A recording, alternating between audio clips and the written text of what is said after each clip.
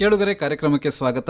ಇವಾಗ ನಮ್ಮ ಜೊತೆಗಿದ್ದಾರೆ Zulekha Yenepoya institute of oncology, ಇಲ್ಲಿನ ಮೆಡಿಕಲ್ ಆಂಕಾಲಜಿ ವಿಭಾಗದ ಅಸಿಸ್ಟೆಂಟ್ ಪ್ರೊಫೆಸರ್ ಆಗಿರುವಂತಹ ಡಾಕ್ಟರ್ ಲಕ್ಷ್ಮೀ ಶೆಣೈ ಅವರು. ಡಾಕ್ಟರೇ, ಕಾರ್ಯಕ್ರಮಕ್ಕೆ ಸ್ವಾಗತ. Thank you. ಡಾಕ್ಟರ್, ಈಗ ಇವತ್ತಿನ ವಿಷಯ ಇರುವಂತಹದ್ದು ಈ ಶ್ವಾಸಕೋಶದ ಕ್ಯಾನ್ಸರ್ ಬಗ್ಗೆ. ಈ ಶ್ವಾಸಕೋಶದ ಕ್ಯಾನ್ಸರ್ ಬಗ್ಗೆ ಮಾತಾಡುವ ಮುಂಚೆ ಈ ಶ್ವಾಸಕೋಶದ ಬಗ್ಗೆ ನಾವು ಮೊದಲು ಮಾತಾಡುವ. ಈ ಶ್ವಾಸಕೋಶ ಇದರ ಒಂದು ಕಾರ್ಯಗಳು ಏನು, ಯಾಕೆ ಇದು ನಮ್ಮ ಮಾನವನ ದೇಹದಲ್ಲಿ ಪ್ರಮುಖ ಆಗ್ತದೆ? It is A vital organ ಅಂತ ಹೇಳ್ತೀವಿ.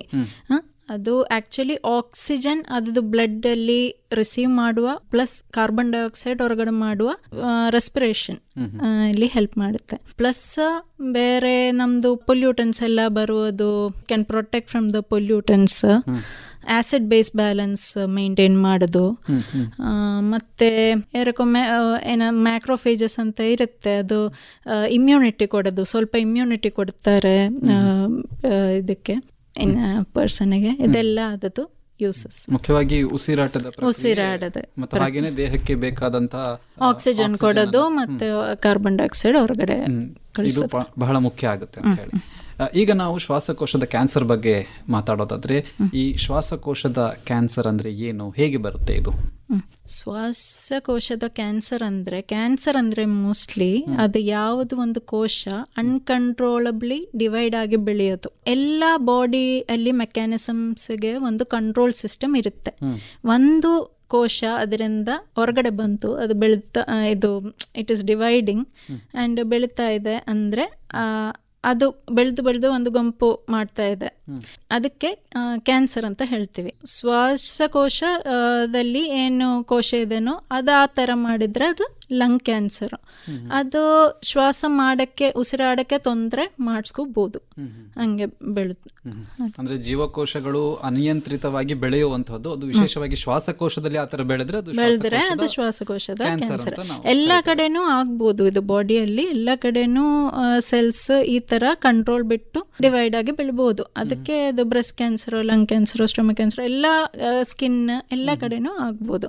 If it happens in lung, ಅದಕ್ಕೆ ಲಂಗ್ ಕ್ಯಾನ್ಸರ್ ಅಂತ ಹೇಳ್ತೀವಿ. ಈಗ ಈ ಶ್ವಾಸಕೋಶದ ಕ್ಯಾನ್ಸರ್ ಆಗೋದಕ್ಕೆ ಏನು ಕಾರಣ, ಯಾಕಾಗಿ ಆಗುತ್ತೆ?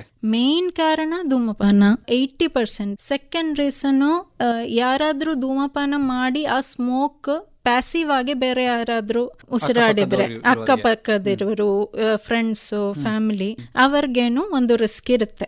ಅದು ಬಿಟ್ಟು ಪೊಲ್ಯೂಷನ್ ಹೀಗೆ ಒಂದು ಮೇನ್ ರೀಸನ್ ಇದೆ. Pollution, air pollution is a very big reason.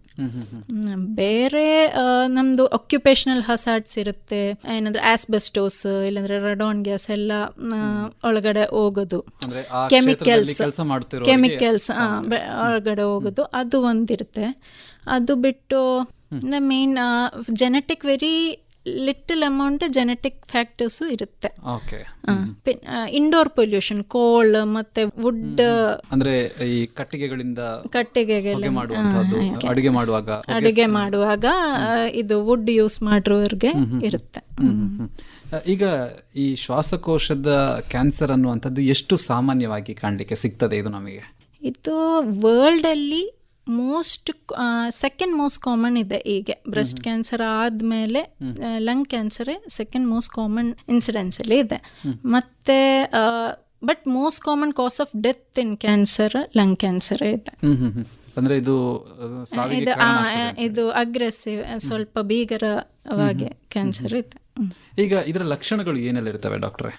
ಲಕ್ಷಣಗಳು ಮೋಸ್ಟ್ಲಿ ಉಸಿರಾಡಕ್ಕೆ ತೊಂದರೆ, ಎದೆ ನೋವು, ಸ್ವಲ್ಪ ಜನದಲ್ಲಿ ಇದು ನೀರು ಕಟ್ಟಿರುತ್ತೆ, ಪ್ಲೂರಲ್ ಎಫ್ಯೂಷನ್ ಅಂತ ಹೇಳ್ತೀವಿ, ಅದು ಬರುತ್ತೆ. ಕೆಮ್ಮು 2-3 ವಾರ ಕಂಟಿನ್ಯೂಸ್ ಆಗಿ ಕೆಮ್ತಾ ಇದ್ದಾರೆ, ನಾವು ತೋರಿಸಿಲ್ಲ ಅಂದ್ರೆ ಅದು ತಪ್ಪು, ಮೀನ್ಸ್ ಅದು ಒಂದು ರೀಸನ್ ಇರ್ಬೋದು. ಮತ್ತೆ ಕೆಲವರಿಗೆ ಇದು ಕಫದಲ್ಲಿ ರಕ್ತ ಬೆಳೆಯೋದು ಬರ್ಬೋದು. ಮತ್ತೆ ಇದೆ ಮೋಸ್ಟ್ ಕಾಮನ್ ಇದೆ. ಪ್ಲಸ್ ವಾಯ್ಸ್ ಚೇಂಜ್ ಆಗೋದು, ಸ್ವಲ್ಪ ಹೋರ್ಸ್ನೆಸ್ ಬರೋದು, ಅದು ಒಂದು ರೀಸನ್, ಒಂದು ಸಿಂಪ್ಟಮ್ ಇರುತ್ತೆ. ಈಗ ಧೂಮಪಾನ ಮಾಡುವವರಿಗೂ ಮತ್ತು ಮಾಡದವರಿಗೂ ಈ ಲಕ್ಷಣಗಳಲ್ಲಿ ಏನಾದರೂ ವ್ಯತ್ಯಾಸ ಇರ್ತದಾ? ಇಲ್ಲ, ಲಕ್ಷಣದು ಮೋಸ್ಟ್ಲಿ ಧೂಮಪಾನ ಮಾಡೋರಿಗೆ ಒಂದು ಟೈಪ್ ಲಂಗ್ ಕ್ಯಾನ್ಸರ್ದು ಸ್ಮಾಲ್ ಸೆಲ್ ಇಲ್ಲಂದ್ರೆ ಸ್ಕ್ವಾಮಸ್ ಅಂತ ಮೋರ್ ಕಾಮನ್. 3 ಟೈಪ್ಸ್ ಇದಾವೆ ಲಂಗ್ ಕ್ಯಾನ್ಸರ್. ಯಾವೆಲ್ಲ ಟೈಪ್ಗಳು? 2 ಟೈಪ್ಸ್ ಇದಾವೆ mainly. Non small cell, small cell ಅಂತ. Non small cell commonly adenocarcinoma, squamous carcinoma ಅಂತ ಇರುತ್ತೆ. ಇದರಲ್ಲಿ ಸ್ಕ್ವಾಮಸ್ ಮತ್ತೆ ಸ್ಮಾಲ್ ಸೆಲ್ ಧೂಮಪಾನ ಮಾಡೋವರ್ಗೆ ಮೋರ್ ಕಾಮನ್. ಅದು ಮೋರ್ ಕಾಫ್, ಮೋರ್ ಇದು ಸಿಂಪ್ಟಮ್ಸ್ ಬರುತ್ತೆ. ಅಡಿನೋ ಅಂದ್ರೆ ಅಷ್ಟೊಂದು ಈ ಸಿಂಪ್ಟಮ್ಸ್ ಕಮ್ಮಿ ಇರುತ್ತೆ. ಈಗ ಈ ಸಿಂಪ್ಟಮ್ಸ್ಗಳು ಯಾವ ಹಂತದಲ್ಲಿ ಕಾಣಿಸ್ಕೊಳ್ತದೆ? ಯಾಕಂದ್ರೆ ನಾವು ಸ್ಟೇಜಸ್ ಅಂತ ಹೇಳ್ತೇವೆ ಕ್ಯಾನ್ಸರ್ನಲ್ಲಿ. ಸೊ ಈ ಸಿಂಪ್ಟಮ್ಗಳು ಕಾಣಿಸಿಕೊಳ್ಳುವಂಥದ್ದು ಯಾವ ಸ್ಟೇಜ್ನಲ್ಲಿ? ಸಿಂಪ್ಟಮ್ಸ್ ಮೋಸ್ಟ್ಲಿ ಫ್ರಮ್ ಸ್ಟೇಜ್ 1 ಇರುತ್ತೆ. ಬಟ್ ನಾವು ಹೋಗಿ ತೋರ್ಸಲ್ಲ ಡಾಕ್ಟರ್ಗೆ. ಏನಂದ್ರೆ ಕೆಮ್ಮು ಅಷ್ಟೇ ಇದೆ, ಸ್ವಲ್ಪ ಕೆಮ್ಮಿದೆ, ಒಣಕಮ್ಮು, ಅದೇನು ನಾನು ಕಫ್ ಸಿರಪ್ ತಗೊಳ್ತೀನಿ, ಆ ತರ ಇರುತ್ತೆ. ಕೆಮ್ಮು, ಸ್ವಲ್ಪ ಉಸಿರಾಡಕ್ಕೆ ತೊಂದರೆ, ಇನ್ಹೇಲರ್ ಯೂಸ್ ಮಾಡ್ತಾರೆ, ಇಲ್ಲಾಂದ್ರೆ ಹಂಗೆ. ಸೊ ಅದು ಸಿಂಪ್ಟಮ್ಸ್ ಎಲ್ಲ ಸ್ಟೇಜ್ಗಳಲ್ಲೂ ಇರುತ್ತೆ. ಇಟ್ಸ್ ನಾ ಇದು ಏನ್ ಸಿಂಪ್ಟಮ್ ಬರಲ್ಲ ಅಂತ ಇಲ್ಲ, ಎಲ್ಲಾ ಸ್ಟೇಜ್ಗಳಲ್ಲೂ ಸಿಂಪ್ಟಮ್ ಇರುತ್ತೆ. ಬಟ್ ಅದೇ ಅರ್ಲಿ ಡಿಟೆಕ್ಟ್ ಮಾಡ್ಬೇಕಂದ್ರೆ ನೀವೇನಾದ್ರೂ ತೊಂದರೆ ಇದೆ ಅಂದ್ರೆ ಡಾಕ್ಟರ್ಗೆ ತೋರಿಸ್ಬೇಕು, ಅದೇ ಮೇನ್ ಅಲ್ಲ. ಈಗ ಸಾಮಾನ್ಯವಾಗಿ ತಾವು ಹೇಳಿದ್ರಿ ಕೆಮ್ಮು, ಇಂತಹ ಸಿಂಪ್ಟಮ್ಸ್ ಏನಿರುತ್ತೆ ಜನ ಅದನ್ನ ಸಾಮಾನ್ಯ ಅಂತ ಅಂದ್ಕೊಳ್ಳುವಂಥದ್ದು ಇರುತ್ತದೆ. ಹಾಗಾದ್ರೆ ಅದು ಯಾವಾಗ ಅವರು ಅದನ್ನ ಟೆಸ್ಟ್ ಮಾಡಿಸ್ಬೇಕಾಗುತ್ತೆ? ಅದು 2 to 3 weeks ಆಗಿದೆ, ಕಾಫ್ ನಿಮ್ದು ಸಪ್ರೆಸ್ ಆಗ್ತಾ ಇಲ್ಲ ಹಂಗಂದ್ರೆ ಟೆಸ್ಟ್ ಮಾಡಬೇಕು. ಮತ್ತೆ ನೀವು ಸ್ಮೋಕಿಂಗ್ ಹಿಸ್ಟ್ರಿ ಇದೆ, ಸಡನ್ ಕಾಫ್ ಶುರು ಆಗಿದೆ ಹಂಗಂದ್ರೆ ಟೆಸ್ಟ್ ಮಾಡಬೇಕು. ಮತ್ತೆ ಇದು ರಕ್ತ ಬೆಳೆಯೋದು, ಶ್ವಾಸ ಮಾಡಕ್ಕೆ, ಉಸಿರಾಡಕ್ಕೆ ತೊಂದರೆ, ಇದೆಲ್ಲ ನಾವು ಬೇಗನೆ ತೋರಿಸ್ಬೇಕಲ್ಲ. ಇದೆಲ್ಲ ನಾರ್ಮಲ್ ಪರ್ಸನ್ಸ್ಗೆ ಬರಲ್ಲ. ಎಲ್ಲ ಸಿಂಪ್ಟಮ್ಸ್. ಥಿಂಗ್ ಇಸ್ ಇದು ಲೈಟ್ಲಿ ತಗೋಬಾರ್ದು, ಎಲ್ಲ ತೋರಿಸೇಬೇಕು ಡಾಕ್ಟರ್ಸ್. ಈಗ ಈ ಒಂದು ಶ್ವಾಸಕೋಶದ ಕ್ಯಾನ್ಸರ್ ಅನ್ನ ಪತ್ತೆ ಹಚ್ಚಲಿಕ್ಕೆ ನೀವು ಏನೆಲ್ಲ ಪರೀಕ್ಷೆಗಳನ್ನ ಮಾಡ್ತೀರಾ? ಡಯಾಗ್ನೋಸ್ ಮಾಡೋಕ್ಕೆ ಅಲ್ಲ, ಎಕ್ಸ್ರೇ ಮತ್ತೆ CT ಸ್ಕ್ಯಾನ್ ಮಾಡಿದ್ರೆ ಇದು ಲಂಗ್ಸ್ ಅಲ್ಲಿ ಇದೇನಾ, ಏನಾದ್ರೂ ಗ್ರೋತ್ ಇದೇನಾ ಅಂತ ನೋಡಬಹುದು.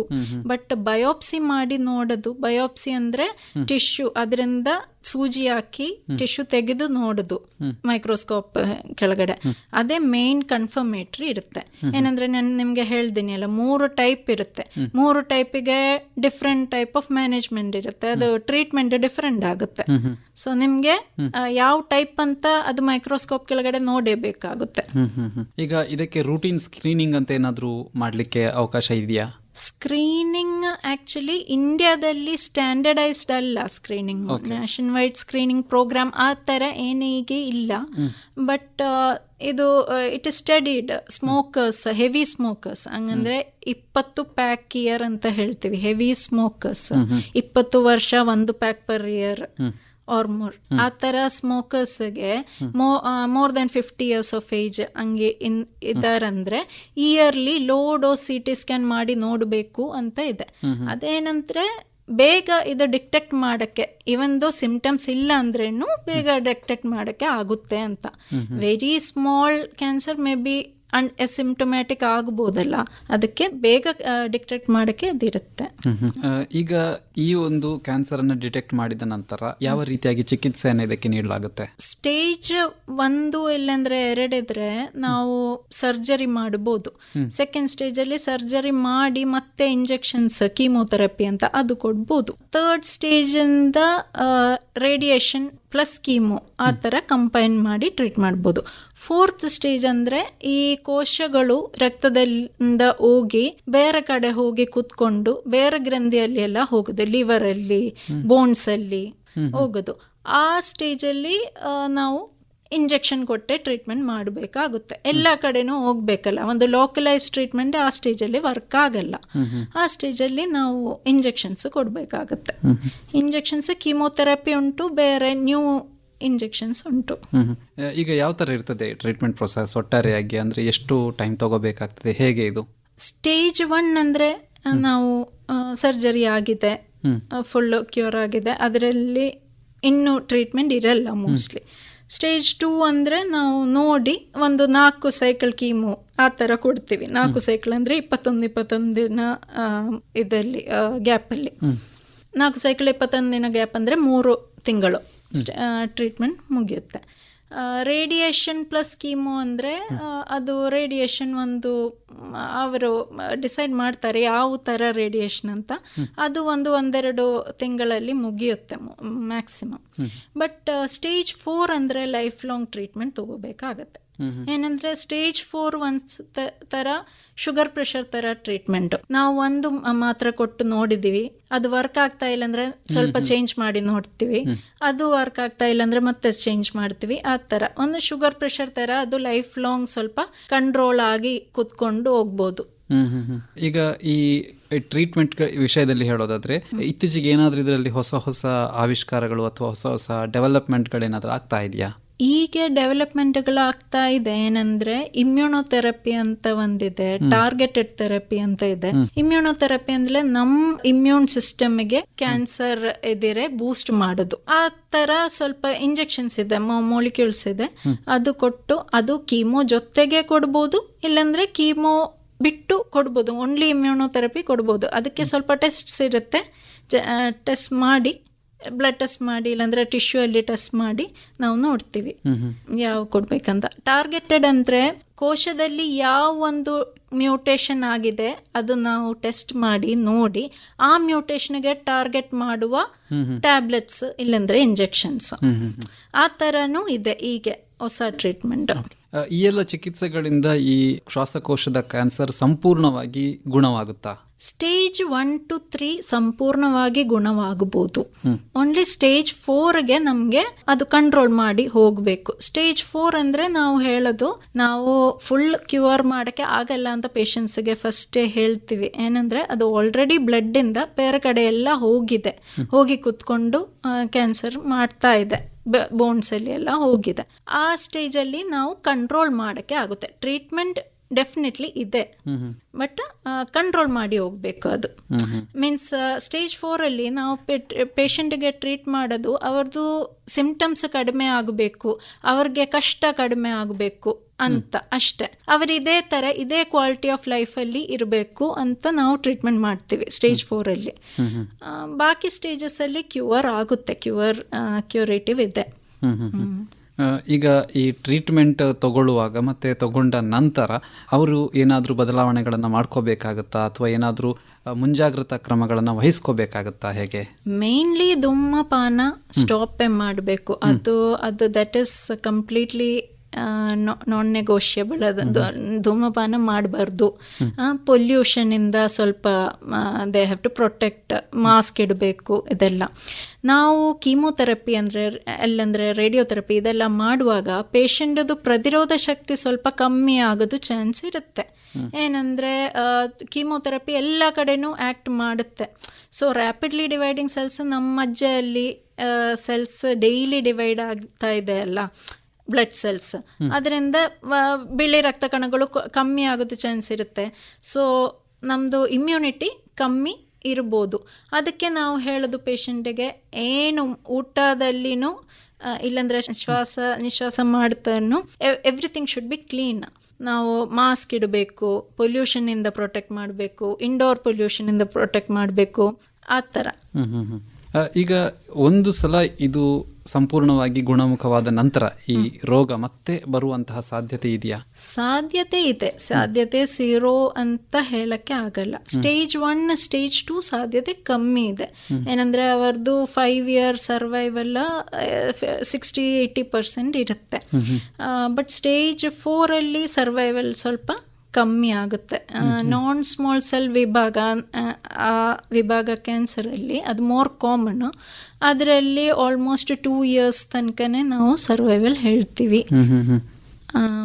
ಇದೆ, ರಿಕರ್ ಆಗೋ ಚಾನ್ಸ್ ಇದೆ. ರಿಕರ್ ಆಗಿದ್ರೆ ಅದು ಯಾವ ಸ್ಟೇಜಲ್ಲಿ ಬರುತ್ತೆ ಅಂತ ನೋಡಿ ಆ ಥರ ಟ್ರೀಟ್ಮೆಂಟ್ ಮಾಡ್ತೀವಿ. ಅದೇ ಒಂದೇ ಕಡೆ ಬಂದಿದೆನಾ ಅಥವಾ ಎಲ್ಲ ಕಡೆನೂ ಹೋಗಿದೆನಾ ಅದು ನೋಡಿ ಮತ್ತೆ ಟ್ರೀಟ್ಮೆಂಟ್ ಬೇರೆನೇ. ಡಾಕ್ಟರ್, ಈಗ ಈ ಒಂದು ಕ್ಯಾನ್ಸರ್ ಅನ್ನ ಸಂಪೂರ್ಣವಾಗಿ ತಡೆಗಟ್ಟಲಿಕ್ಕೆ ಸಾಧ್ಯ ಇದೆಯಾ? ಬರದ ಹಾಗೆ ನೋಡಿಕೊಳ್ಳಲಿಕ್ಕೆ ಸಾಧ್ಯ ಇದೆಯಾ? ಮೇನ್ಲಿ ಅದೇ ನಾವು ರಿಸ್ಕ್ ಫ್ಯಾಕ್ಟರ್ ಪ್ರಿವೆಂಟ್ ಮಾಡಬೇಕು. ಧೂಮಪಾನ, ಪೊಲ್ಯೂಷನ್, ಈಗ ಸಿಟೀಸಲ್ಲಿ ಈವನ್ ಫೀಮೇಲ್ಸ್ ಆರ್ ಸ್ಮೋಕಿಂಗ್, ಅದೆಲ್ಲ ಪ್ರಿವೆಂಟ್ ಮಾಡಬೇಕು. ಪೊಲ್ಯೂಷನ್ ಇದೆ, ಪೊಲ್ಯೂಷನ್ ಇಂದ ವಿ ಶುಡ್ ಪ್ರೊಟೆಕ್ಟ್, ಅದೆಲ್ಲ ಇದೆ. ಇದು ಬಿಟ್ಟು ವಾಟ್ ಪ್ರೊಫೈಲಾಕ್ಸಿಸ್ ಅಂದರೆ ಮೇನ್ಲಿ ಒಂದು active lifestyle, clean food, lots of water, it always helps. ಎಲ್ಲರಿಗೇನು ಹೆಲ್ಪ್ ಆಗುತ್ತೆ ಅದು. ಈಗ ಪೊಲ್ಯೂಷನ್ ಬಗ್ಗೆ ಹೇಳಿದ್ರಿ, ಅಂದರೆ ಈಗ ಮಾಸ್ಕ್ಗಳನ್ನು ಧರಿಸಬೇಕಾಗುತ್ತೆ ಅಂತ. ಯಾವ ರೀತಿಯ ಮಾಸ್ಕ್ಗಳನ್ನು ಧರಿಸಬೇಕಾಗುತ್ತೆ ಮತ್ತು ಯಾವಾಗ ಧರಿಸಬೇಕಾಗುತ್ತೆ? ಏನಂದರೆ ಅಟ್ಲೀಸ್ಟ್ ಕ್ರೌಡೆಡ್ ಪ್ಲೇಸಲ್ಲಿ ಹೋಗುವಾಗ, ಇಲ್ಲಾಂದರೆ ಒಂದು ಟ್ರಾಫಿಕಲ್ಲಿ ಹೋಗುವಾಗ better to wear mask. N95 ಅಂತ ಹೇಳ್ತಾ ಇಲ್ಲ ನಾನು, ಅಟ್ಲೀಸ್ಟ್ ನಾರ್ಮಲ್ ಮಾಸ್ಕ್ ಸಿಗುತ್ತೆ ಅಲ್ಲ, ಬ್ಲೂ ವೈಟ್ಗಳ, ಅದು ಓಕೆ. ಅಟ್ಲೀಸ್ಟ್ ಸ್ವಲ್ಪ ಫಿಲ್ಟರ್ಡ್ ಆಗಿ ಹೋಗುತ್ತೆ ಅಲ್ಲ ಏರ್, ಅದೇ ಅಷ್ಟೇ. ಈಗ ಸಾಮಾನ್ಯವಾಗಿ ತಾವು ಆವಾಗಲೇ ಹೇಳಿದ ಹಾಗೆ ಕೆಮೊಥೆರಪಿ ಬಗ್ಗೆ ತಾವು ಹೇಳಿದ್ರಿ. ಜನರಲ್ಲಿ ಒಂದು ಭಾವನೆ ಇರ್ತದೆ, ಕೆಮೊಥೆರಪಿ ಅನ್ನುವಂಥದ್ದು ಸ್ವಲ್ಪ ನೋವಿರುವಂತಹ ಪ್ರೋಸೆಸ್, ಅಂದರೆ ಪೇನ್ಫುಲ್ ಆಗಿರುವಂಥದ್ದು ಅಂತ. ಇದಕ್ಕೇನು ಹೇಳ್ತೀರಾ ತಾವು? Chemotherapy as such no painful process ಅಲ್ಲ, ಅದು ಸ್ವಲ್ಪ ಡ್ರಿಪ್ಸ್ ಇಡುವಾಗ ಅಷ್ಟೇ. ನಾವೆಲ್ಲ ಲೈಫಲ್ಲಿ ಒಂದ್ಸತಿ ಡ್ರಿಪ್ಸ್ ಹಾಕಿದೀವಿ ಅಲ್ಲ, ಅದೇ ಥರ ಇರುತ್ತೆ.